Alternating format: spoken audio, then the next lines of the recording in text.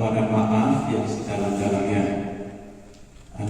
Permohonan maaf ini kami tujukan kepada seluruh masyarakat adat Tengger, kepada tokoh-tokoh adat Tengger, kepada tokoh-tokoh masyarakat Tengger, kepada pemerintah daerah Tengger, dan tak lupa kami juga menyampaikan permohonan maaf ini kepada Bapak Presiden dan Wakil Presiden Republik Indonesia, kepada seluruh jajaran menteri dan kabinet, kepada pemerintah Provinsi Jawa Timur, kepada pemerintah daerah, khususnya Probolinggo dan Pasuruan, serta segenap seluruh lapisan masyarakat di Indonesia ini.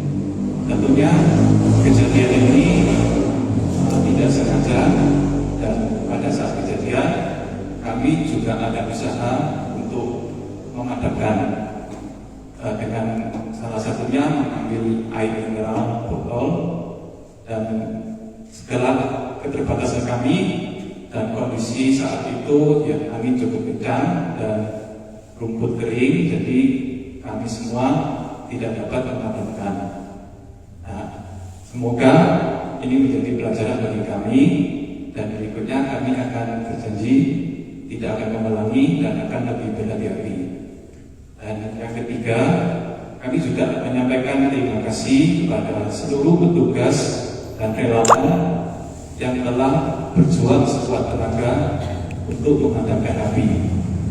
Ya, kiranya mungkin dari kami sekian, dan sekali lagi kami mohon maaf yang sebesar-besarnya. Sekian dan terima kasih.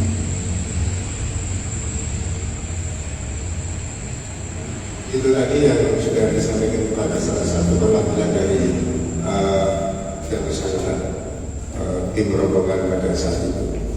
Kami berharap sangat berat sekali kepada Pak Tinggi dan Romo Dukun, kiranya untuk bersedia menerima kata maafnya mereka bersama, dan mohon untuk disampaikan kepada masyarakat Tengger.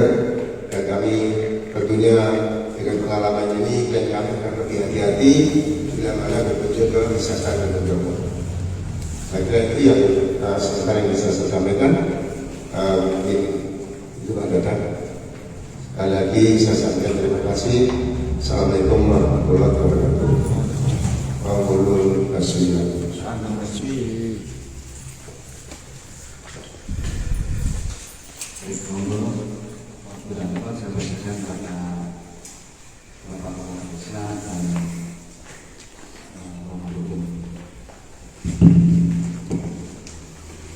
Terima kasih yang saya hormati Bapak Ibu semua yang hadir, baik dari yang saat itu melakukan prewed, ya, dan penasehat ibu juga, Romo Dukun wanita yang mensucikan, teman-teman kepala desa, perangkat desa, Pak Kamil, termasuk dari teman-teman media. Pada hari ini sesuai dengan kesepakatan bahwa kita kumpul bersama di Balai Desa Adisari, yang pada intinya beliau yang menganggap bahwa dirinya bersalah, merasa dirinya bersalah pada saat itu melakukan kegiatan prewedding di wilayah Gunung Bromo, tepatnya di Bukit Elitabis, dan kebetulan walaupun tidak ada unsur kesengajaan penuh, menurut saya seperti itu, kecelakaan itu bisa terjadi pada siapa saja. Namun demikian, sesuai dengan keinginan beliau semua, meminta maaf kepada kita, khususnya masyarakat yang ada di Tengger, sebelum pelaku meminta maaf, kita sudah memaafkan, dan itu sudah menjadi jiwa kita masyarakat Tengger. Toh kebakaran sudah terjadi ibarat nasi sudah menjadi bubur, mau bagaimana lagi? Tidak bisa menjadi nasi lagi. Yang penting dan ini menurut kita bukan hanya sekedar kelalaian saja, bukan hanya keteledoran dari pengelola atau pelaku, tetapi bisa juga teguran alam, teguran Tuhan kepada kita semua, yang tentunya ke depan kita ambil hikmah dari apa yang sudah terjadi. Apalagi kebakaran di wilayah sekitaran Gunung Bromo, termasuk sekeliling desa kita, ini sudah terjadi sebelum kegiatan pre-wedding yang melibatkan teman-teman tadi. Ya.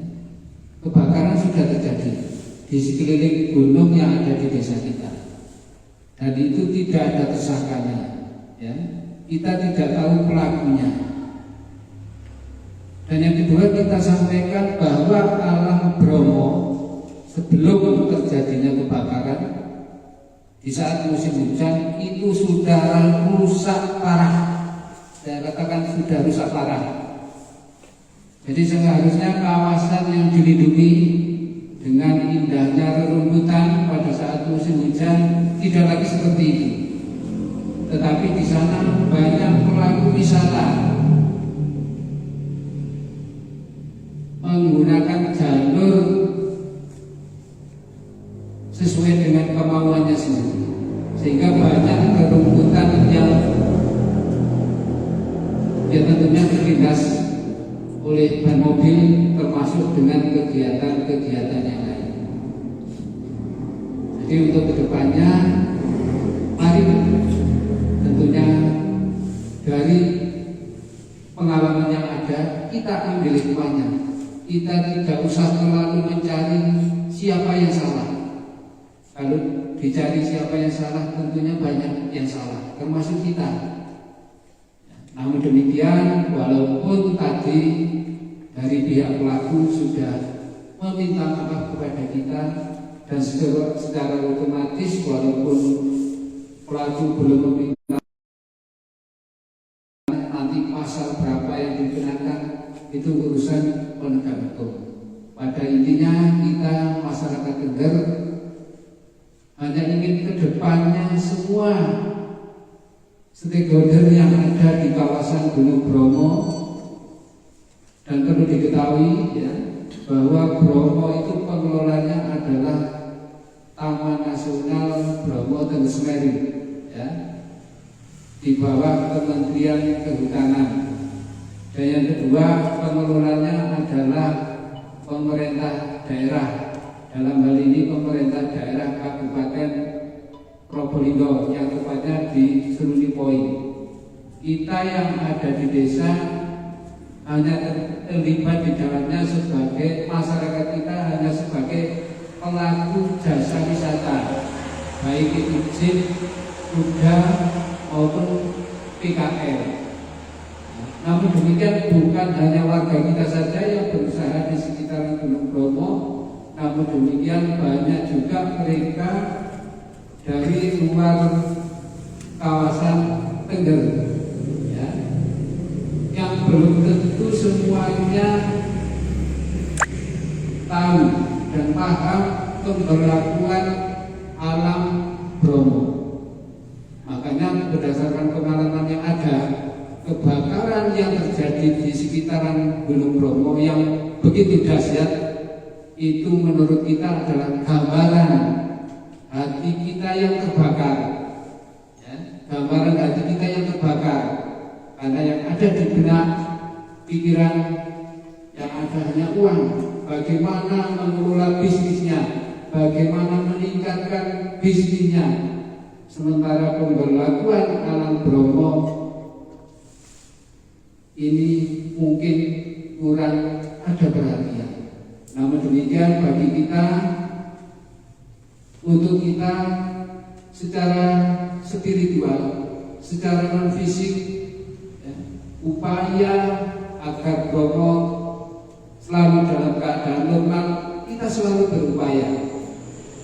Kita kepala desa yang ada di Tengger dan Romo Dukun yang bertugas memimpin ritual yang ada di Tengger selalu berupaya, dan kita lakukan tanpa hitungan waktu. Kita melakukan upacara adat, ya, baik itu yang kita lakukan secara individu maupun berkelompok, melalui kita yang ada di desa mewakili masyarakat selalu berupaya agar Bromo, alam Bromo dan sekitarnya selalu dalam keadaan normal, agar selalu dalam keadaan baik, yaitu seimbangnya antara kekuatan api, kekuatan angin, dan kekuatan air. Itu secara non fisik atau secara spiritual. Namun demikian apa daya apabila kurang didukung dengan secara fisik, ya tentunya yang terjadi sekarang ini, ya, yang terjadi sekarang ini terjadi kebakaran yang begitu dahsyat. Termasuk sebelumnya pada saat musim hujan, ya, secara fisik kurang diperhatikan sehingga yang dinamakan dengan Bukit Savana, yang sebetulnya nama aslinya bukan itu, ya, itu sudah rusak parah. Oleh sebab itu, kembali lagi ke depan, melalui semuanya saja, terutama dari pihak pengelola, terutama dari TNBTS, dari Pemda, dalam hal ini Kabupaten Probolinggo, mari kita bergandengan tangan. Ya, ada apa-apa kita selalu koordinasi, ada apa-apa, tidak ada apa-apa kita selalu koordinasi, ya, itu yang kita inginkan. Dan pengelolaan wisata harus dilakukan dengan cara yang benar. Kebutuhan apa saja di lingkungan pariwisata itu harus betul-betul diperhatikan. Yang sementara ini terus terang saja mungkin masih kurang diperhatikan. Terima kasih sudah nonton. Jangan lupa like, subscribe, dan share ya.